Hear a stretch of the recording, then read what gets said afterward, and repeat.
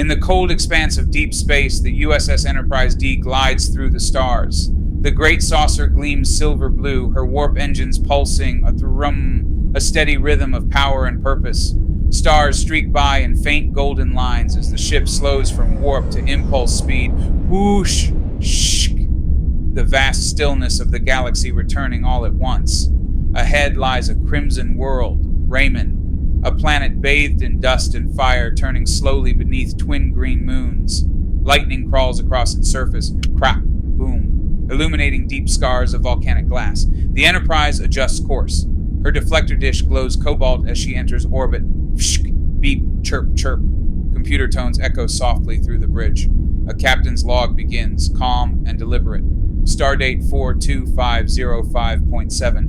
We are establishing a standard orbit around the planet Raimon, whose inhabitants have a most unusual view of death. The camera drifts closer to the ship. Her registry shines across the hull, NCC 1701-D, as blue light ripples across the nacelles. The warp core hum grows softer, steadier, like a heartbeat. Below, the planet turns. Dust storms coil like serpents through canyons of rust-red stone. Energy flickers beneath the crust, a faint pulse, alive, waiting. And across the black horizon, glowing words fade into view, their reflection dancing across the Enterprise's hull. A low echo rolls through the cosmos. Thoom, thoom, thoom, as if the planet itself were answering the ship's arrival. The mission begins. A deep, steady hum fills the air. Whoom, whoom. The sound of the Enterprise moving effortlessly through space. The captain sits at his desk, his eyes fixed on the screen before him. The faint blue light of the monitor reflects across his face as the stars drift silently beyond the viewport. He speaks calmly into the log, his tone thoughtful. When a Raimonian learns that his death is near, he calls for a gathering of his peers to mark the event. But the gathering does not take place afterward, as it would in most cultures. It happens before, a living farewell, not a mourning. Outside, the hum of the engines continues, the pulse of the warp core rising gently, thoom, thoom, thoom, like a heartbeat in deep space. The hum of the warp core fills the air, steady and calm, woom, woom, a sound as constant as thought itself. The captain continues his log, his tone reflective but warm. The event, he explains, is anything but solemn. In fact, it's a celebration, bright, joyful, and filled with laughter. The dying one is not mourned, but honored. He attends his own farewell as the guest of honor, surrounded by those whose lives he's touched. The captain pauses for a moment, his gaze drifting to the stars beyond the window. The faint pulse of the warp core echoes through the quiet room. Thoom, thoom, as if the ship itself is breathing with him. Outside, the Enterprise D sails through the black, carrying its crew toward another mystery among the stars. The steady hum fades slightly, leaving only silence, deep and thoughtful. The constant hum of the Enterprise fills the captain's ready room, steady and calm. The captain continues his log. The Primarch of Raimon, the most influential political figure on the planet, has called for his death celebration. As tradition dictates, the event will culminate in a public reading of his final will and testament. He leans forward slightly, the soft glow of the monitor lighting his face as he studies the data on screen. Beyond the window, the stars drift silently across the void. He pauses for a moment, thoughtful, composed, then ends the entry. Another world, another way of life, another lesson waiting among the stars. Scene fades quietly, the hum of the ship continuing beneath the silence. The captain continues his log. The Federation has long maintained a mining treaty with Raimon, built through the goodwill of the Primarch and his ancestors. Now, as the Primarch nears the end of his life, the planet has invited the Federation to attend his death celebration, a rare honor that few outsiders have ever been granted. The captain finalizes his message, requesting a diplomatic team be assembled to represent Starfleet at the ceremony. Their presence will honor an old friendship and witness the reading of the Primarch's final will and testament. He pauses, reflecting for a moment. A civilization that greets death not with fear, but with pride. A leader who turns his farewell into a lesson for the living. The message on the captain's display is clear and formal. Sarlis Gaspadral, Primarch of Raimon, requests the presence of Jean-Luc Picard, captain of the USS Enterprise. and his entourage at the Primarch's death celebration in the city of Sanctavia. Picard leans forward slightly, eyes steady on the text. His voice remains calm as he adds to the log. As my presence has been specifically requested, I will lead the diplomatic contingent. He pauses, studying the message one more time, considering the cultural significance behind it. Then he continues recording, the log still active.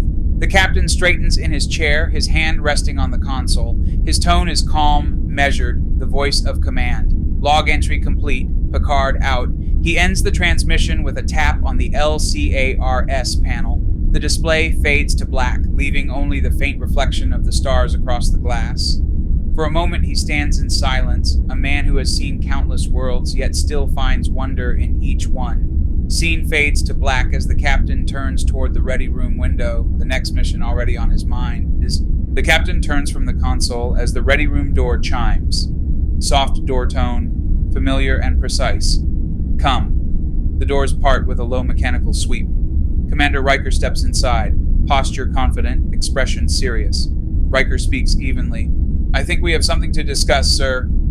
I understand you're planning to beam down to Raimon. The captain studies him for a moment before answering. The shift from quiet reflection to command once again complete. Scene holds on both men, the hum of the ship in the distance, the stars beyond the window. Riker steps closer to the desk, his tone direct. He's clearly concerned about the captain's plan to beam down to Raimon, but the captain raises a hand, composed, calm, in command. Hold on, number one, let's get the record straight. He leans forward slightly, meeting Riker's gaze. First of all, this is not an away team mission per se. I'm acting as a diplomatic envoy. His tone is firm but controlled, the kind that leaves no room for debate. It's clear he's made his decision. The two officers stand in quiet understanding, command and loyalty balanced between them. Scene holds on the ready room lighting, the faint starlight reflecting off the desk as tension eases into purpose. Riker's concern deepens, his voice is measured but firm. I'm aware of that, but I've heard about the sort of intrigue that goes on at the Primarch's court. It's a viper's nest. The captain responds with a faint knowing smile. That may be a small exaggeration, number one. Actually, as you know, I've had some experience with the Raimonians.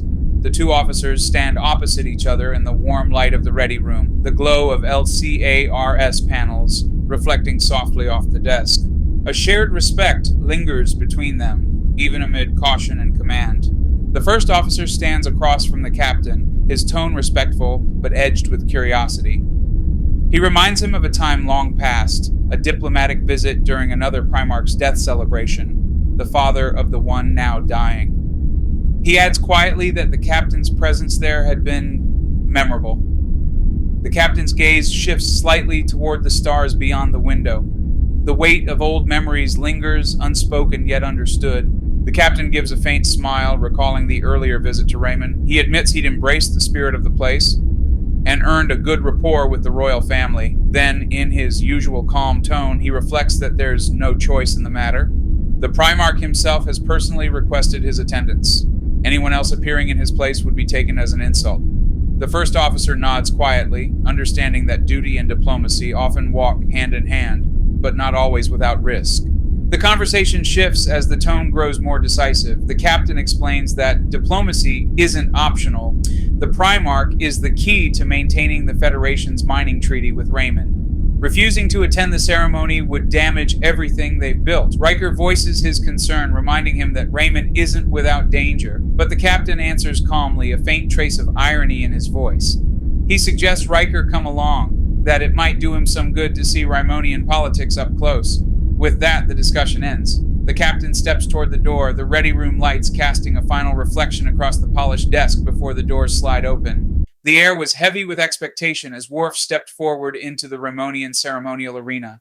Across from him stood a warrior unlike any he had faced before, armored, reptilian, and radiating confidence. The duel was not born of anger, but of respect, a test of strength, courage, and spirit. The crowd's whispers faded as both warriors bowed, Klingon and Raimonian, two soldiers of honor meeting on sacred ground. The contest continues. Dust rises beneath their boots as Worf moves with deliberate precision, his stance low and ready. The Raimonian lunges, powerful but reckless. Worf doesn't meet strength with strength. He pivots, letting his opponent's motion carry forward, redirecting it with the ease of a seasoned warrior. The crowd roars at the sudden reversal. From the stands above, two Starfleet officers watch in silence. Geordi among them, studying every move, quietly impressed. He knows this isn't about pride, it's about control. Worf closes the distance again, gripping his opponent's shoulder and arm, not to harm, but to test. The sound of armor scraping across the arena floor echoes like thunder. For a moment, the two combatants lock eyes, neither willing to yield. The duel has only just begun, but the rhythm of the fight already belongs to Worf. The fight has shifted again, two warriors locked in strength and will. Worf braces himself, hands gripping the Raimonian's armor, each testing the other's balance, neither giving an inch. From the observation deck, Geordi and his fellow officer exchange quiet thoughts, admiration mixed with disbelief. They know Worf doesn't hold back, but this is different. He's fighting not as a Starfleet officer, but as a Klingon. The alien's claws strain against Worf's forearms, the sound of metal scraping on reinforced leather echoing through the chamber. Sweat and dust mix under the purple glow of the arena lights. Every motion is calculated, every breath a measure of patience and pride. Neither warrior yields, but in this test of strength, honor, and endurance, Worf is clearly in command. In a flash of motion, Worf shifts from defense to offense. The Klingon roars, pivoting on his heel as his leg arcs upward with perfect form. The impact echoes through the chamber, a thunderous strike that sends the Raimonian reeling backwards. 30 seconds. That's all it takes. Even among Klingons, few could match such control, such mastery. From the viewing deck, Geordi and his colleagues stand in awe. They've seen Worf in combat before, but never like this. Every movement is deliberate, every motion rooted in discipline and honor. And as the Raimonian hits the deck, even the holographic lights seem to dim, as if the arena itself knows who truly won this round. The fight is over. The Raimonian lies motionless, stunned but alive, and Worf stands victorious, his breathing steady, his expression unreadable. To the untrained eye, it's a display of raw power, but to those who know him, it's something far deeper. Discipline, control, honor. From the platform, Geordi watches in quiet awe. He speaks softly, almost to himself. Just once, I wish I could do something like that. The other officer smirks, replying, some people would give a lot for a brain like yours. Guess the grass is always greener, huh? Strength and wisdom. Two paths, one purpose. And on this day, both shine brightly aboard the holodeck arena. As the simulation concludes, the arena falls silent. The alien opponent lies still, breathing heavily as Worf steps back with discipline, not triumph. From the edge of the platform, Geordi exchanges a knowing glance with his crewmate. Nothing, he says quietly. Just an old expression. The hum of the holodeck returns, calm, steady, and alive, as the lesson of honor lingers in the air. Back aboard the Enterprise, the air feels focused, calm professionalism filling the transporter room. Captain Picard and Commander Riker stand at the base of the platform reviewing last-minute mission details. Chief O'Brien readies the controls, his hands moving with practiced precision. Two crew members stand by silently, their eyes fixed on the captain. Dr. Pulaski observes from the side, arms crossed, her expression half concern, half curiosity. You're certain this negotiation won't turn into another close call, Captain? She asks. Picard glances over with that quiet confidence only he can carry. Doctor, I intend to make it back before you even miss me.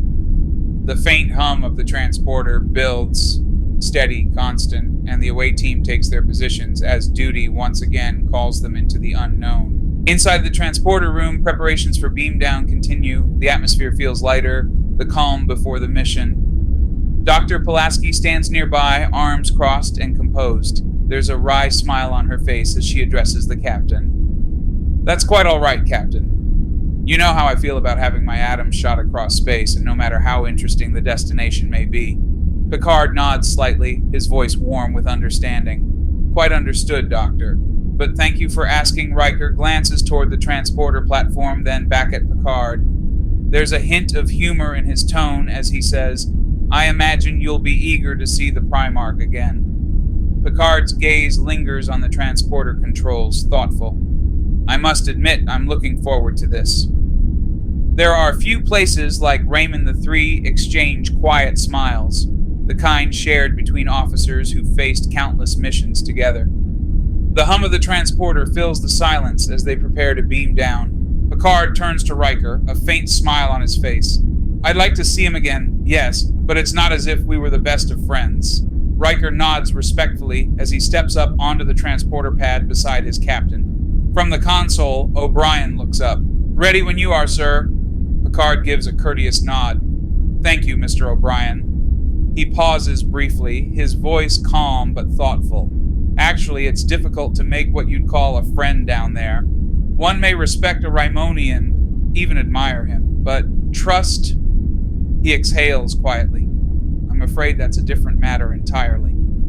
The captain's expression softens, his gaze distant as memories resurface. Of course, there was one person down there I might have trusted, one very beautiful person. The transporter hum rises, and the blue shimmer of the beam begins to envelop them. The four officers step onto the pad and take their marks. A final thought hangs in the air. She was only 5 years old. Then the order comes, calm and certain, energize. Light swells around them, bodies become outlines of gold, sparkling as the transporter takes hold and the away team dissolves into motion, patterns of energy bound for Raimon. The heat from Raimon's twin suns poured through the open gaps in the arena walls, bathing the circular stone floor in gold. The air shimmered faintly, a blend of heat, dust, and anticipation.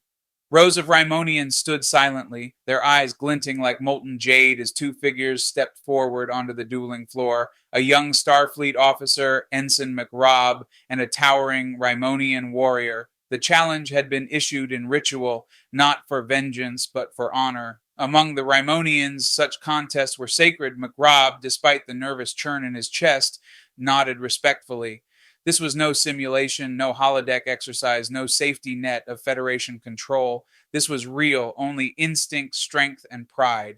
The Raimonian moved first. His speed was nearly impossible to track. One moment he stood still, the next his claws swept through the air with deadly precision.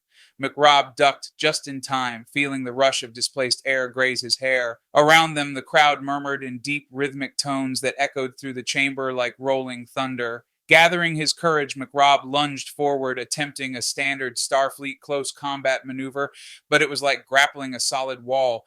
The Raimonian caught his arm mid-motion and twisted with frightening strength. Pain shot through McRobb's shoulder as the alien lifted him clean off the ground as though he weighed nothing at all. The world spun in a haze of gold and red dust. McRobb slammed hard against the polished stone floor, the impact ringing through his bones. A collective exhale swept across the arena, the Raimonians' version of applause. The towering warrior stepped back, his breathing steady, his posture controlled. There was no arrogance in his stance, only discipline and respect. Slowly, the alien extended a clawed hand.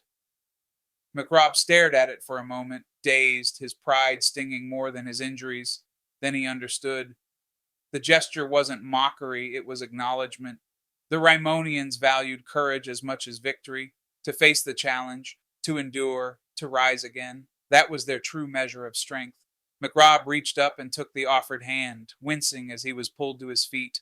The crowd gave a single resonant tone, a sound of acceptance. Dust swirled around them as the suns shifted overhead, casting long shadows across the arena floor. For the first time since arriving on Raimon, McRobb felt something beyond pride. It wasn't triumph or defeat, it was understanding. The fight had never been about winning, it was about perseverance, about proving one's resolve when the odds stood insurmountable. And as he limped away from the dueling floor, every muscle aching, he carried with him something more valuable than victory, the quiet respect of an ancient people, and a lesson that would stay with him for the rest of his life. As the transporter beam fades, Captain Picard, Commander Riker, and two Starfleet officers materialize into a vast ceremonial hall, the heart of the Raimonian capital. The atmosphere is thick with movement and sound. Alien musicians play strange metallic instruments while courtiers, warriors, and nobles look on in curiosity and surprise. This is not a somber event of mourning. This is a celebration of death.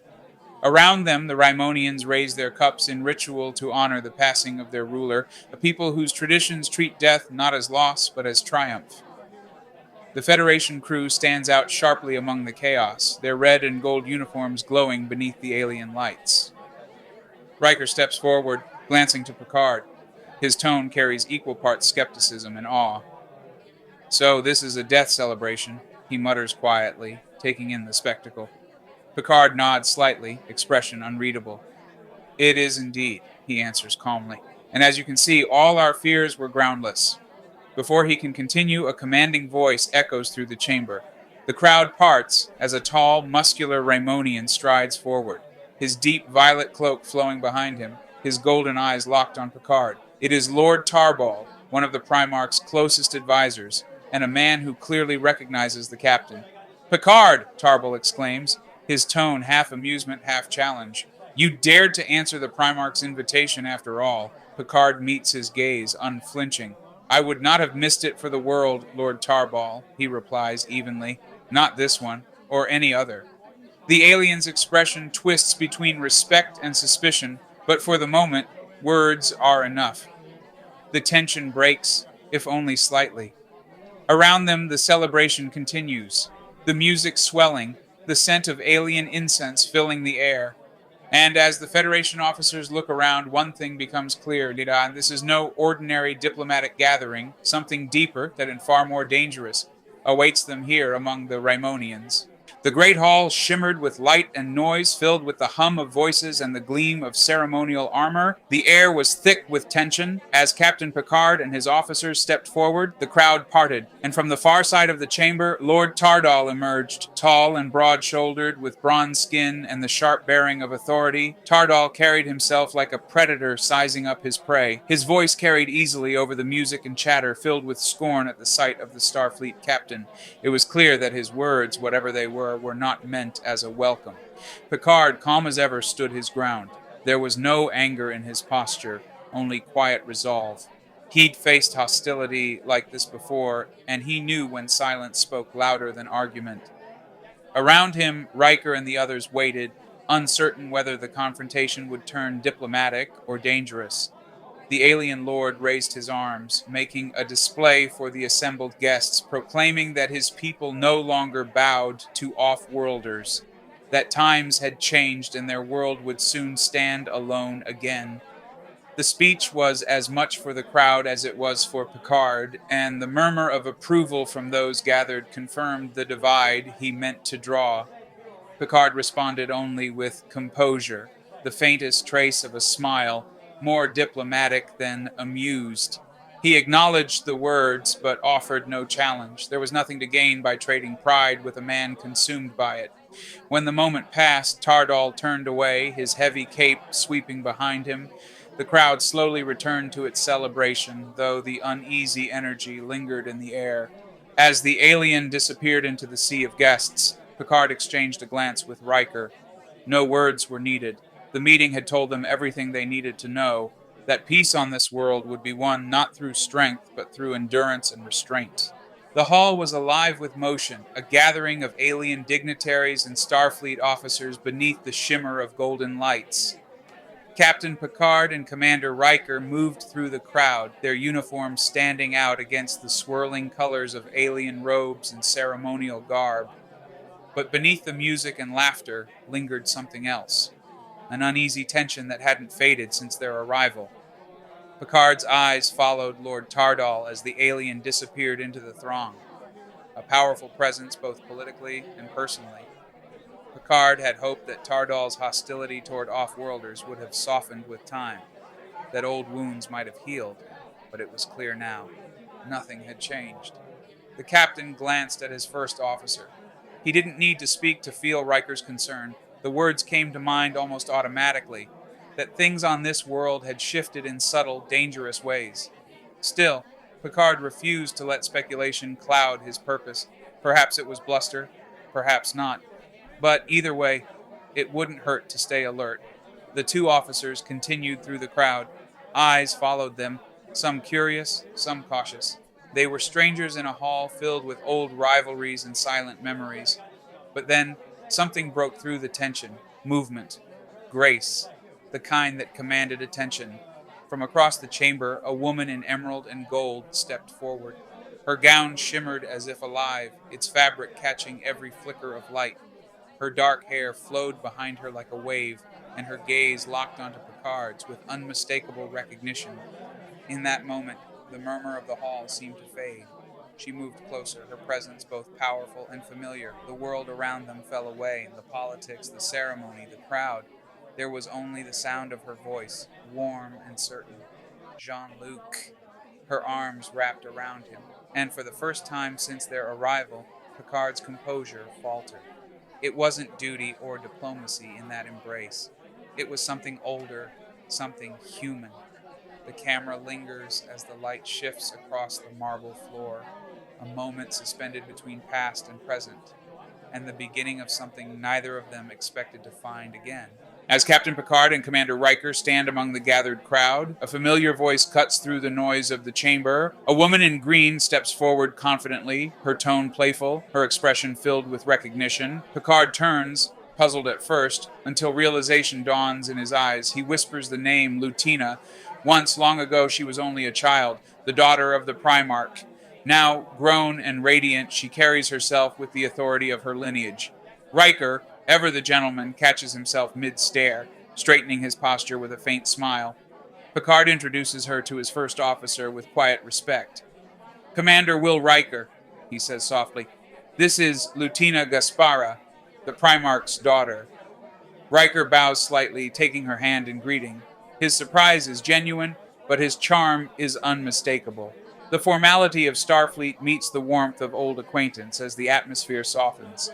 What was once an uneasy diplomatic mission has just become personal. The hall was filled with light, a dignified yet warm atmosphere greeting the crew of the Enterprise. Lutina stepped forward gracefully, her tone poised but welcoming. She said that the honor of this meeting was on behalf of her father, the Primarch, who would make his grand entrance tomorrow. Her gesture toward Picard was one of respect. "Welcome to our humble hall." Picard inclined his head, smiling faintly as she approached. There was a moment of recognition in her eyes. She remembered him, not as a starship captain, but as someone who once visited their world long ago. "How nice to see you again, Jean-Luc," she said warmly. "I understand that you're a captain now, and of a very important ship." Riker glanced toward Picard, amused as Picard responded with calm courtesy. "I wasn't sure you'd remember me, Lutina," he admitted. "After all, you were very young then." Her voice softened. "I could never forget you, Jean-Luc. I was in love with you, or at least in love as a little girl can be." Picard gave a faint, knowing smile, touched but professional. Lutina then produced a small keepsake from around her neck, a tiny silver model of a starship glinting in the light. "And if I had forgotten," she continued gently, "there would always have been this to remind me." She held it out, letting him see it clearly. "The model you made for me, of your old ship, the Stargazer." The scene paused there, filled with quiet reflection, nostalgia, and the weight of time passed between them. Back on the Enterprise, soft starship hum fades in, with a light ambient murmur from 10 forward. Back aboard the Enterprise, the mood was far lighter than it had been on the surface. Inside 10 forward, laughter filled the air, a welcome sound after the tension of formal diplomacy. Dr. Pulaski sat with Chief O'Brien at one of the corner tables, a half-finished drink in front of her. She leaned back with a skeptical grin as O'Brien shared his story. He swore up and down it was true, and this time he wasn't joking. Pulaski didn't buy it for a second. If she hadn't heard it with her own ears, she'd have never believed it. Just then, Wesley Crusher entered the room, wearing that curious look that only a young officer could have. He asked what everyone was so worked up about, though from the glances exchanged around the table, it was clear this was something he wasn't expecting to hear. Geordi LaForge turned toward him with a laugh. The visor caught the light just right as he said something that made the others chuckle again. Whatever this was about, it clearly had to do with the captain. Pulaski leaned forward now, resting her chin on her hand. Even she had to admit this was unusual. For years, Captain Picard's attitude toward children was well known. He wasn't cruel about it, but warmth wasn't exactly his trademark either. But O'Brien had heard something remarkable in the transporter room. He swore the captain had shown genuine admiration for a child, a 5-year-old no less. Even Geordi seemed taken aback. It was the first time anyone could remember Picard speaking fondly about a child, especially one so young. Pulaski smiled faintly, shaking her head in disbelief. If true, it meant that maybe even the most stoic captain in Starfleet still had a softer side buried somewhere beneath all that command protocol. And from the look on Wesley's face, that revelation might have been the biggest surprise of all. The group shared a quiet laugh, the kind that comes not from humor, but from wonder, a small reminder that even legends can change. The soft hum of the Enterprise filled the bridge as Commander Data sat in the captain's chair, his posture precise and unwavering. His golden eyes studied the displays before him, calm, analytical, and unburdened by emotion. At tactical, Lieutenant Worf's deep voice broke the silence. The Klingon's expression was stern as always, but even he couldn't hide his slight unease at the android's command. There was, after all, something unnerving about taking orders from one who felt nothing. Worf's report came crisp and efficient, nothing unusual to report. Still, his gaze lingered briefly on the main view screen, as if expecting something, anything, to test his readiness. From her seat at the rear of the bridge, Counselor Deanna Troi watched quietly. Her empathic senses stretched out instinctively, but from Data, there was nothing. A void. No joy, no fear, no curiosity, only the still silence of pure logic.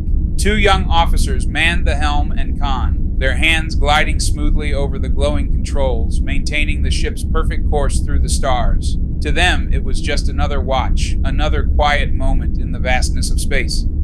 Troy's eyes softened as she turned toward Data. He's capable, she thought, more than capable, but there was a part of her that missed the emotional pulse of whoever occupied that chair, the subtle undercurrents she could feel from Picard, from Riker, from anyone but him. Her voice echoed softly in her own thoughts.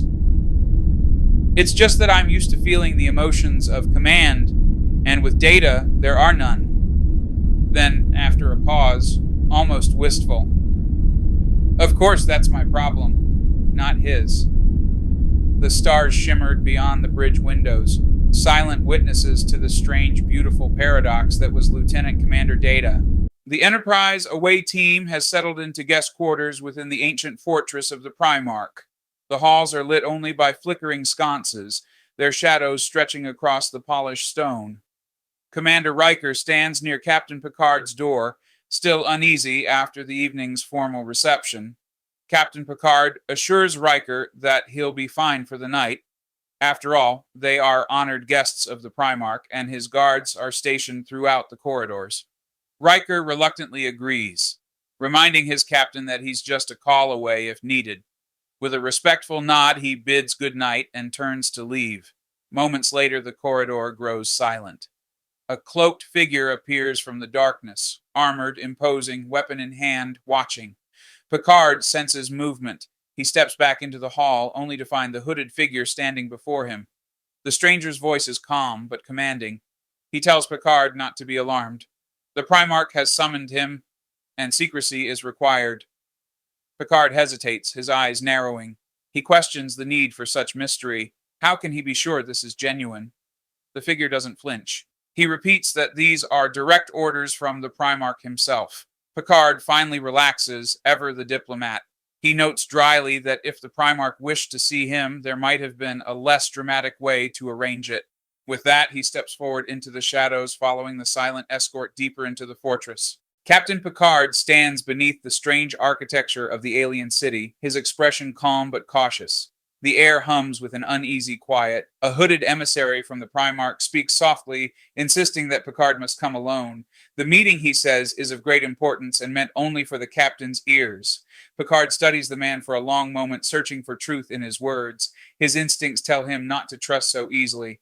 Still, he knows he has little choice. With quiet resolve, he agrees to go. The emissary leads him through narrow corridors lined with smooth, ancient stone. Their footsteps echo through the passageway as dim torchlight dances across the walls. Soon they reach a descent. With no other route, Picard lowers himself down a rough stone shaft by rope, following the emissary into the depths below. The descent is steep, but the captain moves with the precision and control of a man who's faced far worse. At the bottom, they step out into the open night.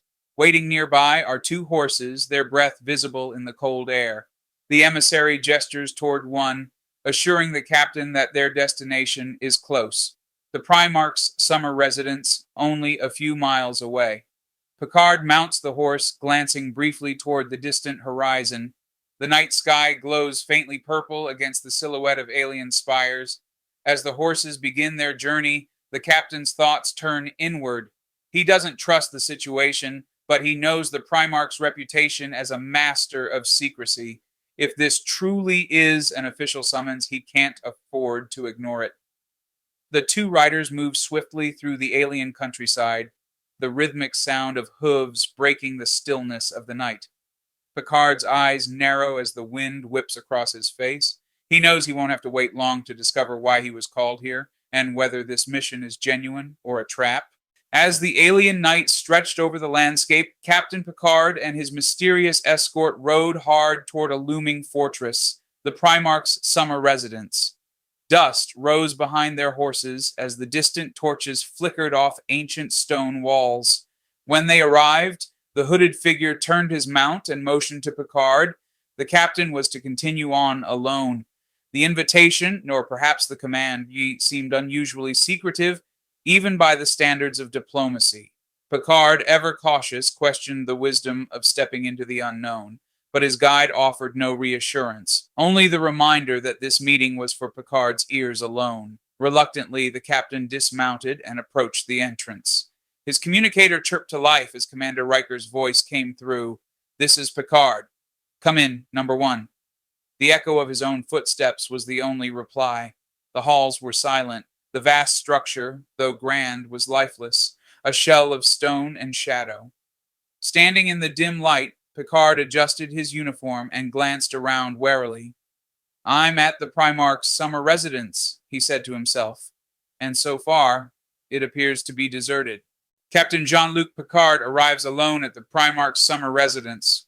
The hall is dimly lit, shadows stretching across the floor as he moves cautiously forward. He taps his communicator to check in. "Picard to number 1, he says. Riker's voice crackles faintly through the comms. But Picard insists he must proceed alone. He knows that if the Primarch requested him personally, he must appear strong and unafraid. That's the only way to earn this leader's respect.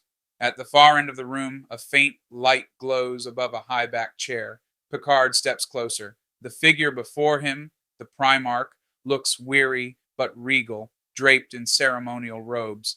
Picard greets him formally, "Your Excellency." But something feels off. The Primarch seems troubled. Picard begins to speak. "I came as you asked, Primarch, but..." And suddenly the old man gasps. A burst of light flashes. The Primarch collapses, clutching his chest, a dark wound spreading beneath his robes.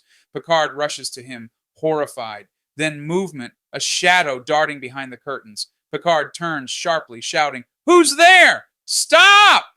The mystery deepens as the scene fades, leaving only silence in the chamber. As Picard moved deeper into the chamber, the silence was suddenly broken by a shadow shifting in the corner of the room. Before he could react, a figure lunged from the darkness, striking him hard across the shoulder. The force sent him reeling, but Picard's resolve held firm. He pivoted, eyes narrowing, trying to make out his attacker through the dim light. When the cloak fell away, the truth hit him. This wasn't some nameless intruder. It was Tarpal, a trusted ally, or so he had believed.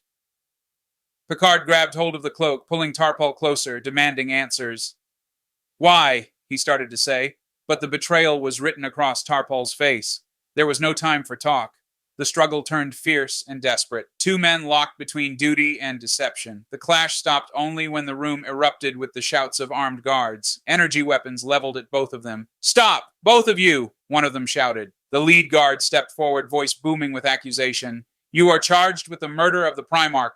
Picard froze, disbelief written across his face as the realization set in. He had walked straight into a trap. To be continued. Captain's Log Supplemental. The first mission in our Star Trek comic book journey has reached its end. Through each scene and narration, we've charted a story rich with mystery, conflict, and discovery. And this is only the beginning. I want to take a moment to thank all of you for joining me in this visual adventure here on Scott's Media. Your time, your comments, your support, they mean more than you know. Every image you've seen, every sequence and sound takes time, editing, and yes, a few credits from Starfleet's financial department or, well, my wallet. So if you'd like to help keep this mission alive, your support can make all the difference. You can donate via Cash App, $DJICE49202 or Venmo at DJICE49202, and all links, including my official merch store, are listed in the description below. Even a simple like, comment, or subscribe helps boost the signal and ensures this series continues to the next sector, so in this case, the next issue. I'm aiming to launch part 2 next month, depending on available resources and, of course, creative energy. But with your help, we'll make it so. Until then, thank you for watching, and as always, this is Scott's Media, signing off. Thanks for watching Scott's Media, where truth meets creativity. Check out these videos to keep the story going. And yep, that's the official merch right on your screen and in the description below. Want to support the channel directly? My Cash App and Venmo are below. Don't forget to like the video, subscribe, and hit the bell so you never miss what's next. Rock the message, support the mission. I'll catch you in the next one.